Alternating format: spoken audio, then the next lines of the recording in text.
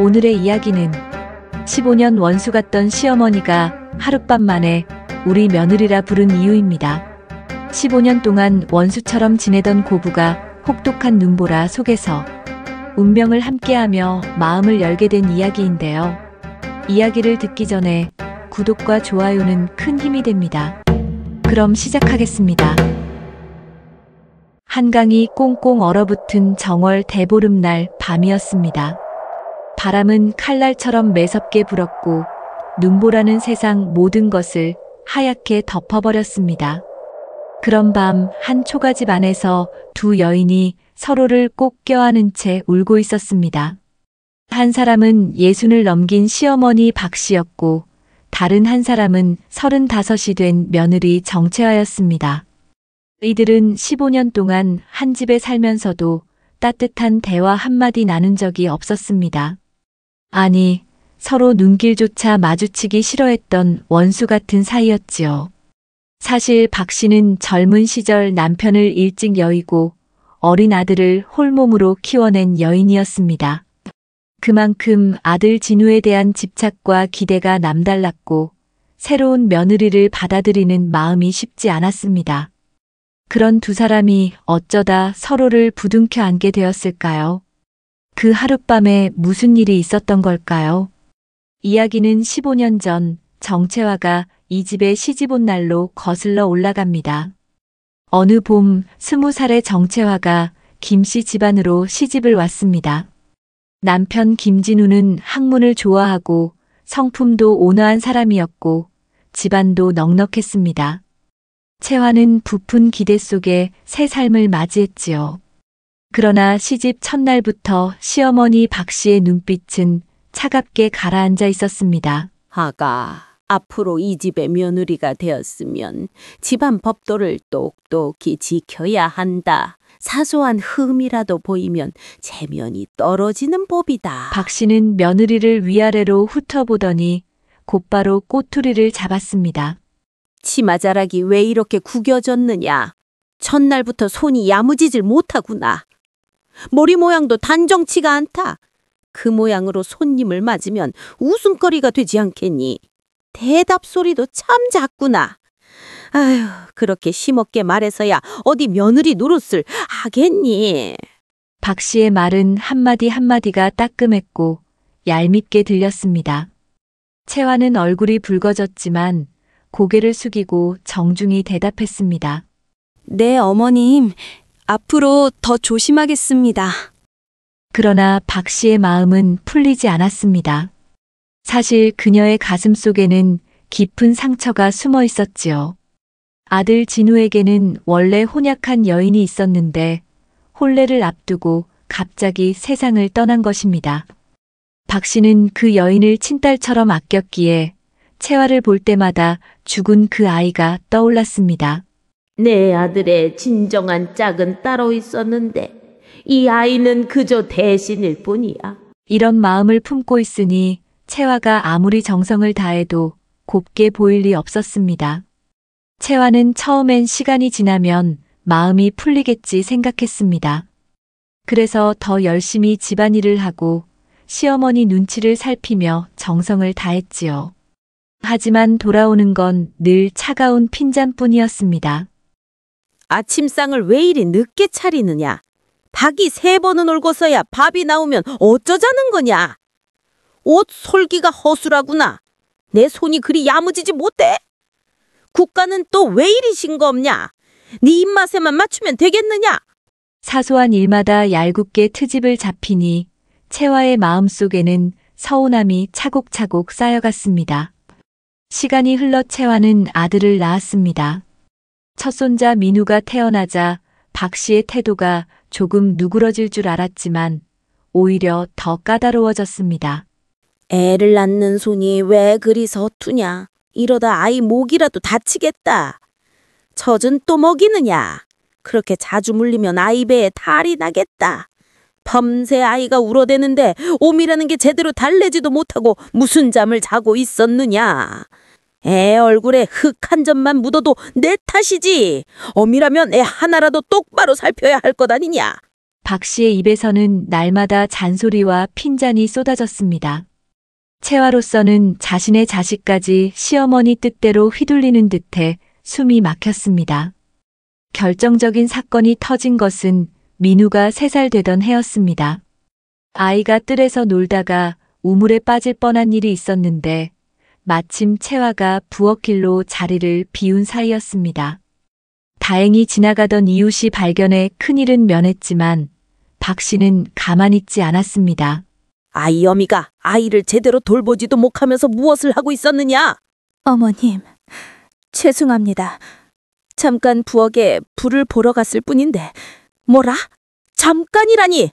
아이를 두고 눈을 떼다니! 아이 어미가 정신을 어디에 두고 있느냐? 내가 한눈만 팔지 않았어도 이런 일은 없을 게다. 아이가 죽을 뻔한 걸 생각하면 치가 떨린다. 그날 채화는 처음으로 시어머니 앞에서 눈물을 흘렸습니다. 그러나 박 씨는 그런 며느리의 눈물마저 못마땅해 했지요. 이 아이는 이렇게 약한데 어떻게 우리 집안의 며느리라 할 수 있단 말인가? 이 일을 계기로 두 사람의 관계는 더욱 멀어지고 끝내 돌이킬 수 없는 지경에 이르렀습니다. 민우가 5살 되던 해 김진우가 갑작스럽게 세상을 떠났습니다. 급작스러운 열병이었는데 의원도 손을 쓸 수 없을 정도로 빨리 악화되었지요. 남편을 잃은 채화의 슬픔은 말로 표현할 수 없었습니다. 하지만 박 씨는 아들을 잃은 슬픔에 더해 며느리에 대한 원망까지 품게 되었습니다. 내 아들이 원래 짝과 혼인했다면 이런 일이 없었을 텐데. 물론 억지스러운 생각이었지만 슬픔에 빠진 박 씨에게는 그런 이성적 판단이 불가능했습니다. 상을 치르는 과정에서도 두 사람은 자주 부딪혔습니다. 상주가 안방에만 틀어박혀 있으리 남들이 뭐라 하겠느냐. 며느리라면 손님들 앞에 나서서 집안 체면을 세워야 하지 않겠느냐. 어머님의 말씀대로 하겠습니다. 말만 번드르르하게 하지 말고 당장 몸으로 보여라. 울음만 짜내서야 무슨 상주 노릇을 한다 하겠느냐. 박 씨는 상중에도 채화를 몰아붙였고 채화는 남편까지 잃은 상황에서 더 이상 참을 수 없는 지경에 이르렀습니다.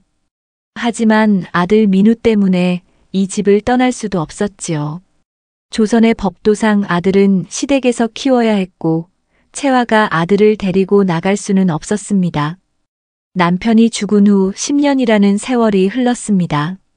민우는 이제 15살의 총명한 소년으로 자랐고 박 씨와 채화는 여전히 한 집에서 살고 있었지만 서로 필요한 말 외에는 거의 하지 않았습니다. 박 씨는 손자 민우만을 자신의 가족으로 여겼고 채화는 마치 집안의 머슴처럼 취급했습니다. 채화는 아들을 위해 참고 견뎠지만 마음속 깊은 곳에는 한이 맺혀 있었지요. 민우는 그런 할머니와 어머니 사이에서 자라면서 늘 조심스러워했습니다. 두 분 모두 자신에게는 잘해주셨지만 서로에게는 왜 그렇게 차가운지 이해할 수 없었습니다. 어머니, 할머니께서 왜 어머니를 좋아하지 않으시는 걸까요? 어느 날 민우가 조심스럽게 물었습니다. 채화는 아들의 순진한 질문에 마음이 아팠지만 어른들의 복잡한 감정을 어떻게 설명할 수 있었겠습니까? 그냥 할머니께서는 아버지를 많이 그리워하셔서 그런 거란다. 그럼 어머니도 아버지를 그리워하잖아요. 같이 위로하시면 안 돼요? 아이의 말에 채화는 더욱 마음이 아팠습니다.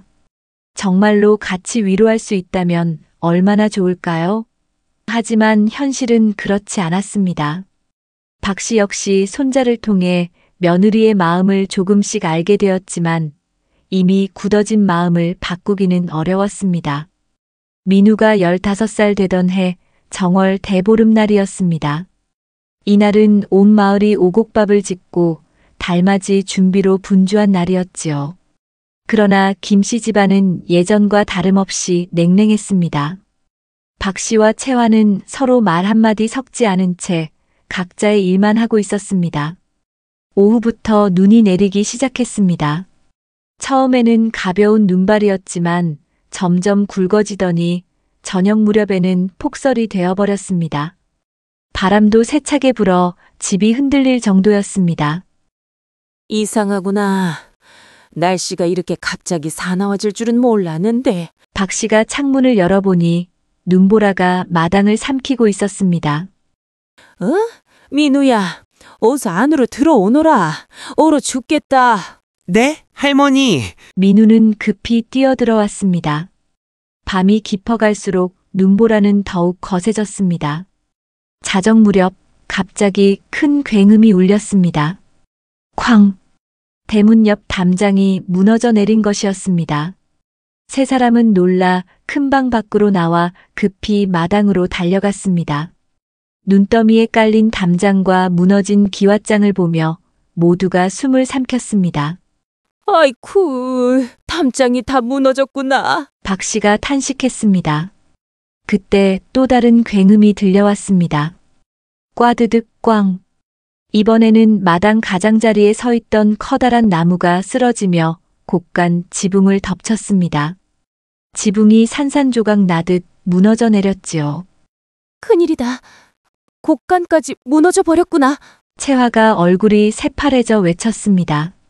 세 사람은 눈보라 속에서 몸을 가누기조차 힘들었기에 일단 큰 방으로 다시 들어와 몸을 피했습니다. 그런데 잠시 후 또다시 끔찍한 일이 벌어졌습니다. 쓰러진 나무의 굵은 가지가 큰 방 출입구 쪽으로 기울어 떨어지며 문을 완전히 가로막아 버린 것입니다. 아니, 이럴 수가. 방이 막혀버렸구나. 박 씨가 절망적인 얼굴로 외쳤습니다. 설상가상으로 부엌 쪽에서 타는 냄새가 풍겨오기 시작했습니다. 나무 충격에 아궁이 불씨가 튀면서 불길이 옮겨붙은 것이었습니다. 다행히 눈보라 덕분에 크게 번지진 않았지만 부엌은 불에 타 엉망이 되어 더는 쓸 수 없게 되었습니다. 결국 세 사람은 눈보라와 쓰러진 나무에 갇혀 방 안에서 고립되고 말았습니다.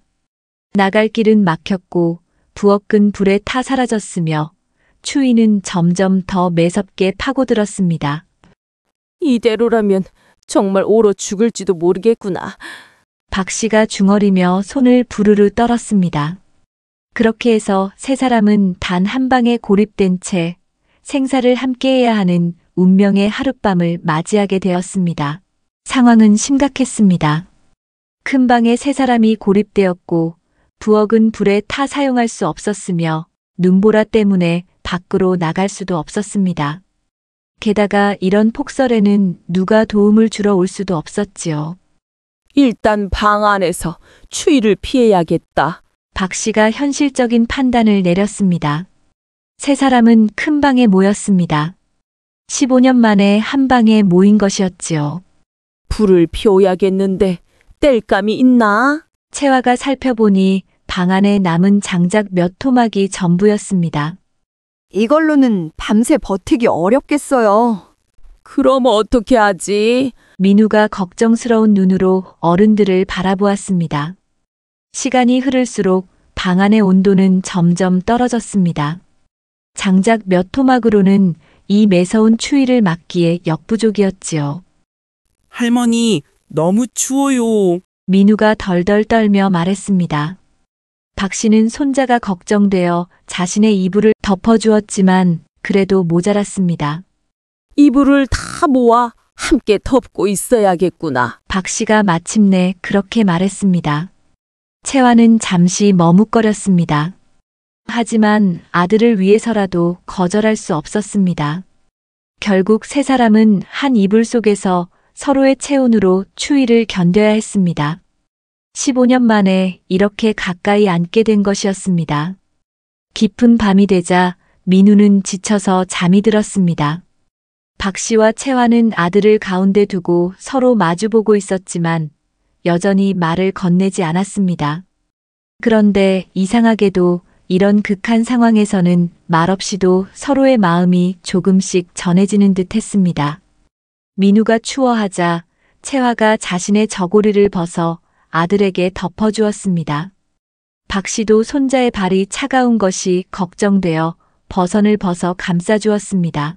아이가 감기에 걸리면 안 되는데. 채화가 작은 목소리로 중얼거렸습니다.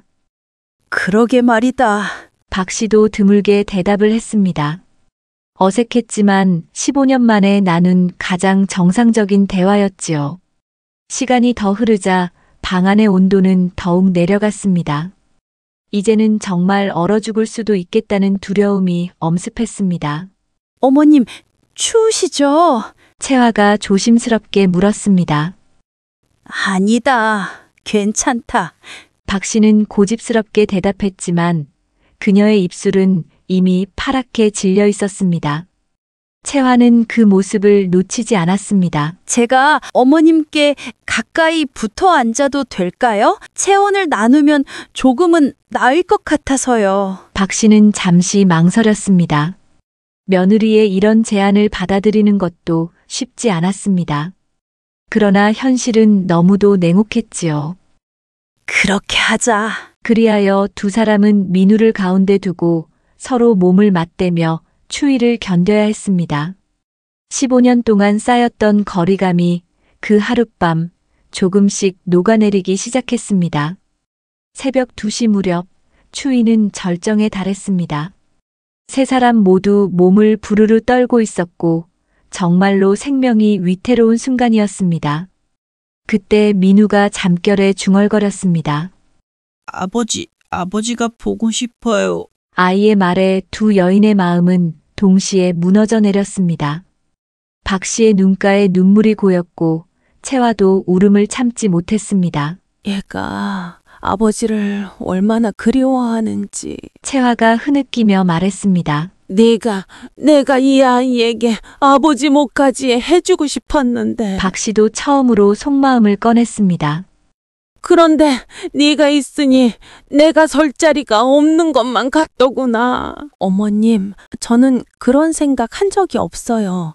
오히려 어머님께서 저를 받아주시지 않는 것 같아 늘 서운했을 뿐이에요. 그제야 두 사람은 15년 만에 처음으로 솔직한 대화를 나누게 되었습니다. 사실은 네가 미웠다. 박 씨가 고백했습니다. 우리 진우에게는 원래 혼례를 앞둔 약혼자가 있었거든. 내가 얼마나 예뻐하던 아이였는데 그 애가 세상을 떠나고 네가 들어온 게 원망스러웠다. 채화는 처음 듣는 이야기였습니다. 그런 사정이 있었군요. 저는 전혀 몰랐습니다. 네가 아무리 잘해도 자꾸 죽은 그 아이가 떠올랐어. 미안하다. 박 씨의 눈물이 이불 위로 떨어졌습니다. 어머님, 저도 미안해요. 어머님의 마음을 이해하려고 애쓰지 않았으니까요. 아니다. 잘못은 내게 있다. 내가 괜한 고집을 부린 탓이지. 그날 밤 두 사람의 굳게 닫혔던 마음의 문이 비로소 조금씩 열리기 시작했습니다. 대화가 이어지면서 두 사람은 그동안 오해로 쌓였던 많은 일들을 풀어가기 시작했습니다. 사실 민우가 우물에 빠질 뻔했을 때 말이다. 박 씨가 먼저 입을 열었습니다. 그때 내가 너무 심하게 꾸짖은 것 같아 후회가 되더구나. 어머님도 그렇게 생각하셨던 거예요? 채화가 놀라며 물었습니다. 그렇지만 이미 내뱉은 말을 어떻게 거두겠니? 내 자존심이 허락하지 않았어. 박 씨는 한숨을 내쉬며 그동안 감춰왔던 마음을 털어놓았습니다. 그리고 사실 네가 이 집 살림을 잘하는 걸 내가 몰랐던 건 아니야. 정말이세요? 채화의 눈이 커졌습니다. 그래. 음식 솜씨도 좋고 바느질도 꼼꼼하지. 진우도 네 덕에 참 행복해했지. 나도 그걸 다 알고 있었어. 채화는 믿을 수가 없었습니다. 그동안 시어머니가 단 한 번도 자신을 인정해주지 않았다고 생각했는데 속마음은 달랐던 것입니다. 그런데 왜 그렇게 매정하게만 대하셨어요? 박 씨는 잠시 머뭇거리다 고개를 숙였습니다. 네가 너무 완벽해 보였거든.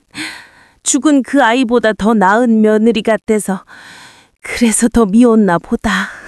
박 씨의 고백에 채화는 또다시 눈물이 차올랐습니다. 저는 어머님께 인정받고 싶어서 애쓴 것뿐이에요. 어머님께서 저를 친딸처럼 여겨주시기를 바랬는데. 정말 그러했느냐? 박 씨의 목소리가 떨렸습니다. 네, 그 마음 하나로 버텼습니다. 그 말을 들은 박 씨의 가슴이 크게 흔들렸습니다. 내가 정말 바보였구나. 박 씨는 무너져 내리듯 흐느끼며 고개를 끄덕였습니다. 대화가 계속되면서 그동안 서로에게 숨겨왔던 더 깊은 상처들이 드러나기 시작했습니다.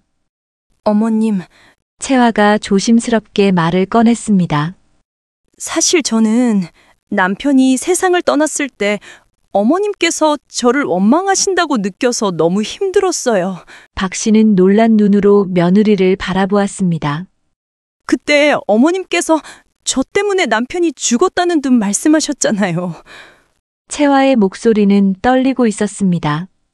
박 씨는 그 말을 듣자 고개를 숙였습니다. 그땐 내가 정말 제정신이 아니었어. 아들을 잃은 슬픔에 눈이 멀어 누구라도 원망하지 않고는 버틸 수 없었지. 하지만 그런 말을 네게 하다니 내가 잘못했다. 채화의 눈가에는 눈물이 맺혔습니다. 저도 남편을 잃고 가슴이 찢어질 만큼 아팠는데 어머님께서 그런 말씀을 하시니 견딜 수가 없었어요. 몇 번이나 이 집을 떠나고 싶다고 생각했어요. 하지만 민우 때문에 그럴 수가 없었지요. 박 씨는 두 손으로 얼굴을 가리며 흐느꼈습니다. 내가 너를 그렇게까지 힘들게 했다니 마음이 미어진다. 잠시 침묵이 흘렀습니다. 박 씨는 눈물을 훔치며 다시 말을 이었습니다. 사실 네가 떠나버릴까 늘 두려웠다. 민우에겐 어미가 꼭 필요했으니까. 그런데도 괜히 고집을 부려서 매정하게 굴었던 거야. 어머님께서 그렇게 생각하셨다니 저도 몰랐습니다. 내 자존심 때문이었다. 내가 먼저 손을 내밀지 못하고 네가 먼저 다가와 주기를 바랬는데 너도 나처럼 고집이 세더구나. 두 사람은 마주보며 긴 한숨을 내쉬었습니다. 15년 동안 헛되이 보낸 세월이 한꺼번에 가슴을 짓누르는 듯 했습니다. 잠들어 있던 민우가 잠결에 몸을 뒤척이자 두 사람은 동시에 아이에게 시선을 모았습니다.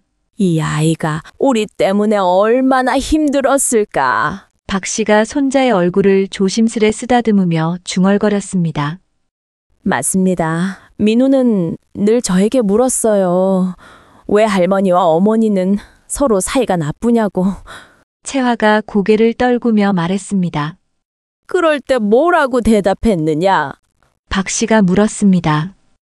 그냥 할머니께서 아버지를 많이 그리워하셔서 그러신 거라고 했습니다. 박 씨는 그 말을 듣고 가슴이 먹먹해졌습니다.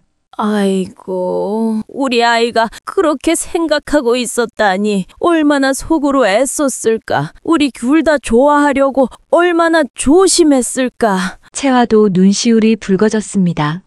그러게요. 할머니 편을 들면 제가 서운해할까봐, 제 편을 들면 할머니가 서운해하실까봐 늘 눈치를 보며 자라온 거겠지요. 두 사람은 동시에 깊은 한숨을 내쉬었습니다. 우리가 이 아이에게는 좋은 본보기가 되어야 하는데. 박 씨가 말했습니다. 맞습니다. 이제라도 달라져야 해요. 서로 화해할 수 있다면. 채화가 간절한 눈빛으로 바라보았습니다. 정말 그렇게 생각하느냐? 박 씨의 목소리에는 여전히 망설임이 섞여 있었습니다. 네. 어머님께서도 그러실 마음이 있으시다면요. 박 씨는 한동안 말을 잇지 못하고 생각에 잠겼습니다. 15년 동안 쌓인 습관을 하루아침에 바꾸기는 어렵겠지요. 그러나 손자를 위해서라도 또 이제는 며느리의 진심을 알게 된 이상 더는 미룰 수 없었습니다. 나도 그러고 싶다. 박 씨의 목소리는 떨렸지만 분명한 진심이 담겨 있었습니다. 새벽 4시 무렵 방 안의 상황은 더욱 심각해졌습니다. 추위 때문에 민우의 입술이 새파랗게 질렸고 호흡마저 가빠지기 시작했습니다. 이 아이가 위험해. 채화가 다급하게 외쳤습니다. 체온이 너무 떨어진 것 같구나. 어떻게 하면 좋으냐? 박 씨도 얼굴이 하얗게 질리며 당황했습니다. 이대로라면 손자를 잃을지도 모르는 상황이었습니다. 우리가 더 꽉 껴안아야 합니다. 아이 몸을 따뜻하게 데워야 해요. 채화가 결심한 듯 말했습니다. 두 여인은 더 이상 체면도 지난 원한도 따질 겨를이 없었습니다. 오직 민우를 살려야 한다는 생각 하나뿐이었습니다. 박 씨는 손자의 한쪽에서, 채화는 다른 쪽에서 온몸으로 아이를 감싸 안았습니다. 더 가까이, 더 꼭 붙잡아요. 채화가 이를 악물고 말했습니다. 그 순간만큼은 15년간 쌓였던 원망과 앙금은 눈 녹듯 사라졌습니다. 방 안에는 오직 아이를 지켜야 한다는 하나의 마음만 남아있었지요. 다행히 시간이 흐르면서 민우의 얼굴에 조금씩 혈색이 돌기 시작했습니다. 호흡도 차츰 안정되었습니다. 살았다. 다행이다. 채화가 안도의 한숨을 내쉬었습니다. 정말 하늘이 도우셨구나. 박 씨도 눈물을 글썽이며 손자의 볼을 쓰다듬었습니다. 하지만 안도할 틈도 잠시, 이번에는 박 씨의 몸이 크게 떨리기 시작했습니다. 손자를 살리겠다고 체온을 내어준 탓에 이제는 자신이 위험해진 것입니다. 어머님, 채화가 깜짝 놀라 시어머니를 자신의 품으로 끌어안았습니다. 어머님, 정신 차리세요. 처음으로 며느리가 시어머니를 품에 안고 부르짖는 순간이었습니다. 괜찮다. 나는 괜찮다. 박 씨는 힘없이 중얼거렸지만 채화는 절대 놓지 않았습니다. 아니에요. 어머님을 잃을 수는 없습니다. 민우에게는 할머니가 꼭 필요해요. 너도 춥지 않으냐? 박 씨는 여전히 며느리를 걱정했습니다. 괜찮습니다. 이제는 우리 셋이 함께 버텨야 해요. 채화는 시어머니를 더욱 꽉 끌어안으며 눈을 감았습니다. 그렇게 새벽 내내 세 사람은 서로의 몸을 의지하며 추위와 싸웠습니다. 박 씨가 기력이 다해 몸을 떨면 채화가 품에 안아 덮어주었고, 채화가 지쳐 쓰러질 듯하면 이번에는 박 씨가 이를 악물고 버텨냈습니다. 우리가 이렇게 서로를 도울 줄 누가 알았겠니? 박 씨가 힘없이 웃으며 말했습니다. 정말 그러네요. 15년 동안은 한 번도 이런 적이 없었는데요. 채화도 미소를 지었습니다. 너 생각보다 참 따뜻한 아이구나. 박 씨는 며느리의 체온을 느끼며 중얼거렸습니다. 어머님도요. 저는 늘 무정한 분이라고만 생각했는데. 채화가 고개를 숙였습니다. 두 사람은 잠시 눈을 마주쳤다가 동시에 쓴웃음을 터뜨렸습니다. 우린 참 바보였구나. 박 씨가 한숨 섞인 웃음을 지었습니다. 정말 그래요. 채화도 고개를 끄덕였습니다. 시간이 흐르자 대화도 점점 자연스러워졌습니다. 민우가 어려서 열이 심하게 났던 날이 있었지. 그때 네가 밤새 아이 곁에서 수건을 척시어 이마에 올리고 약을 먹이며 간병하던 걸 내가 보았다. 박 씨가 조용히 말했습니다. 어머님께서 보고 계셨던 거예요? 채화가 놀라 눈을 크게 떴습니다. 그럼 며칠 밤을 꼬박 새우면서도 지쳐 쓰러지지 않던 네 모습을 보며 네가 참 좋은 어미라는 걸 알았지. 그럼 왜 말씀을 안 하셨어요? 채화는 서운함이 묻어난 목소리로 물었습니다. 내 자존심 때문이지 뭐. 괜히 인정해주기 싫었던더다. 박 씨는 씁쓸한 듯 웃었습니다. 사실은 네가 만든 음식도 참 맛있었어. 특히 네가 끓인 미역국은 아직도 기억이 난다. 아, 그거요? 친당 어머니께서 특별히 알려주신 비법이 있어요. 채화가 수줍게 웃었습니다. 그래? 나중에 나도 좀 가르쳐 주겠니? 물론이죠, 어머님. 그 순간 두 사람의 눈가에 눈물이 맺혔습니다. 말로는 다 표현할 수 없는 세월의 한과 서러움이 한꺼번에 터져 나온 것이었습니다. 박 씨가 떨리는 손으로 채화의 손을 꼭 잡았고 채화도 더는 참지 못하고 시어머니를 끌어안았습니다.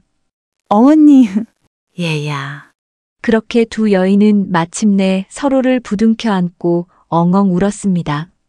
울음은 한참 동안 그치지 않았고 그 눈물 속에는 지난 15년의 원망과 미움, 그리고 이제야 비로소 찾아온 이해와 용서가 함께 섞여 있었습니다. 그날 새벽 두 사람은 15년 만에 처음으로 웃으며 또 함께 울며 대화를 나누었습니다. 동이 트기 시작할 무렵 바깥에서 인기척이 들려왔습니다. 여기 계십니까? 괜찮으신가요? 마을 사람들이 구조하러 온 것이었습니다. 폭설이 잦아들자 곧장 걱정된 마음에 찾아온 것이지요. 우린 여기 있어요. 채화가 목청껏 소리쳤습니다.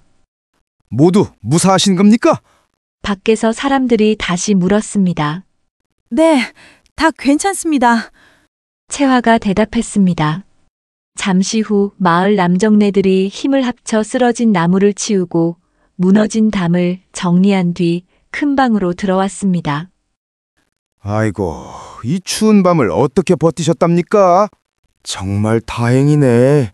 세 분이 무사하시다니. 사람들은 안도의 한숨을 내쉬며 그들을 둘러보았습니다. 그런데 놀랍게도 눈앞에 보이는 광경이 평소와 달랐습니다. 박 씨와 채화가 서로를 부축하며 서 있었던 것입니다. 원수처럼 등을 돌리고 지내던 두 사람이 마치 한 몸처럼 의지하고 있었지요. 어라? 저기 어떻게 된 일이래? 원수 같던 고부가 저렇게 다정할 수가. 사람들은 놀라 서로 얼굴을 마주 보았습니다. 도저히 믿기 어려운 모습이었기 때문입니다. 그러나 정작 당사자인 두 사람은 말없이 미소만 지었습니다. 그 하룻밤이 모든 것을 바꾸어 놓았다는 사실을 누구보다도 잘 알고 있었기 때문입니다. 그날 이후 김 씨 집안은 눈에 띄게 달라졌습니다. 박 씨는 더 이상 사사건건 트집을 잡지 않았고 채화도 늘 조심스레 거리를 두던 태도를 버리고 자연스럽게 웃으며 시어머니를 대했습니다. 무엇보다 민우의 얼굴이 달라졌습니다. 늘 눈치를 보며 조심스러웠던 아이가 이제는 밝게 웃고 마음 놓고 뛰어놀 수 있게 된 것입니다. 민우야, 공부는 잘하고 있느냐? 박 씨가 다정하게 물으면 네, 할머니. 민우는 씩씩하게 대답했습니다. 채화는 그 모습을 지켜보며 조용히 미소 지었습니다. 어머님, 정말 감사합니다. 민우가 요즘 부쩍 밝아졌습니다. 박 씨도 고개를 끄덕이며 말했습니다. 내 덕이지. 이제야 알겠다. 우리 집에 들어온 건 하늘이 정한 인연이었다는 걸. 그제야 채화의 눈가에도 눈물이 맺혔습니다. 어머님 말씀 잊지 않겠습니다. 세 사람은 그렇게 서로의 마음을 이해하고 보듬으며 새로운 날들을 맞이했습니다. 긴 세월 동안 얼어붙었던 원망과 오해는 혹독한 눈보라의 하룻밤을 지나며 녹아내렸고 마침내 그 자리에 따뜻한 화해와 사랑이 피어났습니다.